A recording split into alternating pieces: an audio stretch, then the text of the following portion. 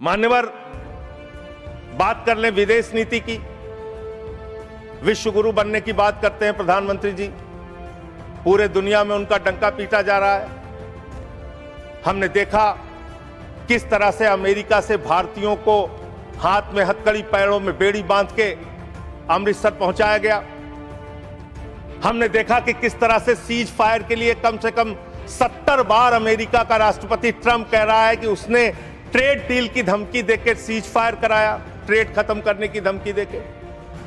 हमने देखा कि किस तरह से चीन यह कह रहा है कि वो सक्सगाम में निर्माण कार्य करेगा और आपकी पार्टी के दफ्तर में उनके प्रतिनिधि मीटिंग कर रहे हैं। उसी दिन वो बयान दे रहा है, बीजेपी के दफ्तर में वो लोग मीटिंग कर रहे हैं, उसी दिन चीन का बयान आ रहा है कि हम सक्सगाम घाटी में निर्माण कार्य करेंगे, पुल बनाएंगे, सुरंग बनाएंगे। आपकी विदेश नीति क्या है? बांग्लादेश में हिंदुओं की हत्याएं हो रही हैं, उस पर आप खामोश रहते हैं, चुप रहते हैं, बोलते नहीं है। आप किसी भी मामले में सामने मुखर होकर सामने आके स्पष्टीकरण नहीं दे रहे हैं। अभी एक एप्स्टीन फाइल की चर्चा हो रही है पूरी दुनिया में, उसके बारे में भारत के प्रधानमंत्री को आरोपित किया गया। उसके बारे में सरकार को स्पष्टीकरण देना चाहिए। तथ्य के कोई चीज को बोलना, मैं कह रहा हूं स्पष्टीकरण देना चाहिए। आपके पास कोई तथ्य है तो आप सर, अगर कोई मैं ये कह रहा हूं मान्यवर, संसद है, इसमें अगर आपके पास कोई स्पष्टीकरण तो देना चाहिए। अगर कोई आरोप लग रहा है, हमारे देश का अपमान है मान्यवर। इनके बोलने के बाद मैं आपको समय देता हूं। आप कैसा काम करना चाहते हैं? खत्म होने से बात देता हूं।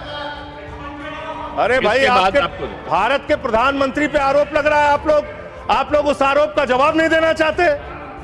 देश व्यवस्थाओं से चलेगी। यहां बैठे हैं जावेद भाई, संभल के अंदर एक जज ने न्याय का फैसला दिया और उस जज का ट्रांसफर कर दिया जाता है। यह जुडिशरी की हालत आपने कर दी है, यह कर दिया आपने। इस तरह से एफआईआर दर्ज करके, लोगों के दबा के, लोगों के अधिकारों को छीन के, हमारी पार्टी के तो खैर पीछे ही पड़े हुए हैं आप लोग। चैतर बसेवा एक आदिवासी नेता हैं, उनको गिरफ्तार करके आपने 3 बार गुजरात के अंदर जेल में डाल दिया। महराज मलिक हमारे विधायक हैं, उनको डाल दिया जेल में। हम लोगों को तो जेल भेज ही चुके। आप रोज मुकदमा लिखते रहते हैं, एफआईआर लिखते रहते हैं। सोनम वांगचुक को अभी भी आपने जेल में रखा हुआ है। तो एक के बाद एक लोगों को, विपक्ष के नेताओं को जेल में डाल के आप कैसे काम करेंगे?